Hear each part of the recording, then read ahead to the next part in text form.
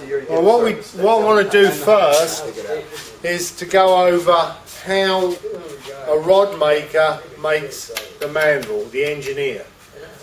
An engineer, they're really quite, you know, there's very few of them left in America that are true engineers on how to actually lay a graphite rod up. And what they do is they'll know the pattern. It all comes down to the pattern and the action that we're trying to achieve inside the blend.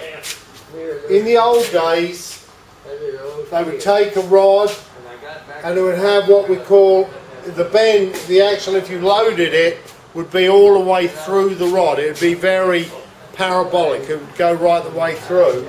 And it's only in modern times that we've started zoning the action so that we can adjust how the rod operates. And we do that by the amount of material that we put in the wrap. This would have more likely been the old solid glass rods. These are the more modern graphites. And it would do with the thickness and the amount of graphite we'd put on the mandrel at set points. A mandrel is a stainless steel bar which is long as the section we're trying to make. And what we do is you've got the bar, which is the mandrel, and in my day the only place really making good mandrels was Japan. You had to order 10 of them. So every time you went to design a new rod, you always had to take into the account the cost of the mandrel, getting in touch with Japan, saying, okay, we want 10 of them. They would always play the game with you. Oh, it's going to take so long before these 10 stainless steel bars turned up. Then you had to cut your graphite,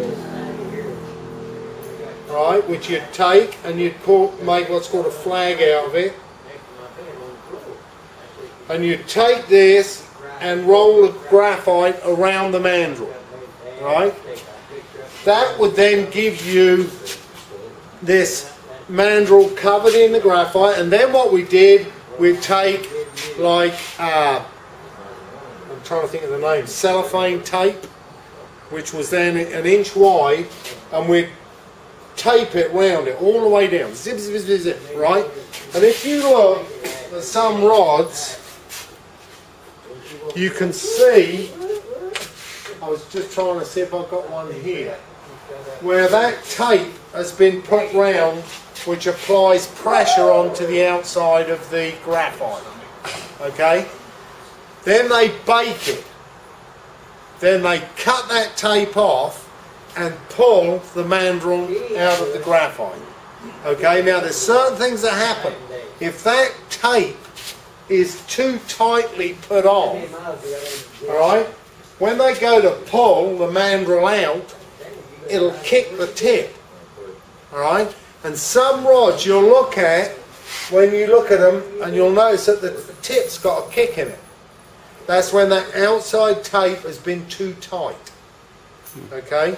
So you've got to it's got to have enough pressure, but if they put too much pressure on it, when they pull the centre mandrel out, they apply great pressure, pull it out, it'll kick the tip. So, Tim Grennan was the first engineer I actually worked with building rods for All-Star, right? And it was a set of rods. Can you see that tape mark in them? Yeah, if you look in the light, you can see it. They still use that method today. Okay, yeah, so what they do here, now if you look at an old, like an ugly stick, you'll see this spiral effect, right, running up the blank. That's where the tape was. So what they do is they run the tape. We run ours through grinders then and grind them smooth because aesthetically it looks nicer. But on a rod like an ugly stick, they won't bother because it's one step they haven't got to deal with, right? And really, not doing it produces a stronger rod. Because what you're doing is you're taking material off. It looks more pleasing, but there's no practical point to it. A lot of rod building tricks that we're going to talk about aesthetically are more pleasing, but do they do anything to the rod and the casting ability of it? No. You know, it's as simple as that. So during this process, because you're wrapping that amount of material around that mandrel, you get overlap, right? So for example, if you look at this, as you finish off that roll, you've got more material here than what you've got there, right? That's how you get what we call the spine of the rod.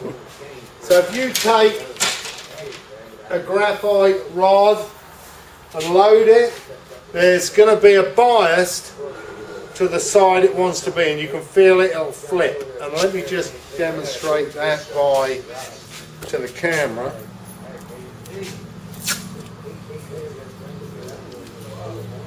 That graphite must be extremely thin. It is. But I mean, how many wraps of graphite are there? Be about 2 at the most, you know what I mean? Up here, yeah. I mean, it's really cutting down. But modern materials, there's another enigma. You know, the fisherman wants the lightest possible rod you can give him, all right? And then he also wants it powerful, right? But he wants action in it, right? Now, when you're dealing with a graphite, it's very easy to make something that's either very rigid, right, by using a lot of graphite and keeping it, which is nice and safe because it's not going to break. And if you want flex, you use less of a grade of graphite. You go like more towards an E-glass, and that'll give you the flex you want. Now, if you put too much E-glass in it, then it's going to flex all the way through. And so you've got to balance your blend of graphite. Do you see what I mean? And where we get a problem is you'll get a lot of old traditional fishermen are used to a rod that does that. Okay? So when you give them a graphite rod, they pull on it like this to demonstrate how good the graphite is. They're doing exactly what you don't want to do. The minute you take a rod and take it over what we call lockdown. Lockdown is 90 degrees to the tip, right? You start focusing the energy to that point there, and it will blow the rod up. The minute a rod goes over 90 degrees, it becomes ineffective. It will not cast any better. When that tip does that, it will not cast any better once it's gone past 90 degrees, and it does nothing better. So what you should do is only work the rod to 90, really. A good fisherman will let it go. Go on. I see guys catch a fish at the beach, instead of just dragging it back, they lift the rod up, and it bends more than 90. They're asking for trouble, right? That's exactly right. You'll see them doing it on jetties as well. They'll lift the rod up like so, and they're they're overextending this, and they're focusing the energy right on that point. The tip will blow up, and they'll go, oh man, the rod blew up. I was only fighting a 5-pound fish. Well, the rod, and I'm going to go over test curve with you in a minute, and I'll show you what test curve is. Each rod has an absolute amount of test curve, right? So let's think where I was for a minute. Okay, so we were coming up, and I was showing you because you get an overlap when you wrap it around a tube. That's how you come up with your spine on a particular plane. Now when I find the spine, I'm just going to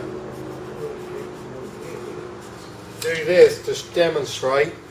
Okay, so this is the spine on the rod, right, and it's naturally there, right? If I take it, try and make it to the side, and she just flicks back to it. You see it? Mm-hmm. Okay. Now what that means is, when I'm building the rod, I must get the guides in line with the spine of the rod. If I put the guides on the side of the spine, when I'm fighting the fish, the tip will rotate, or casting, when you cast. And you'll find a rod that's not built true to the guide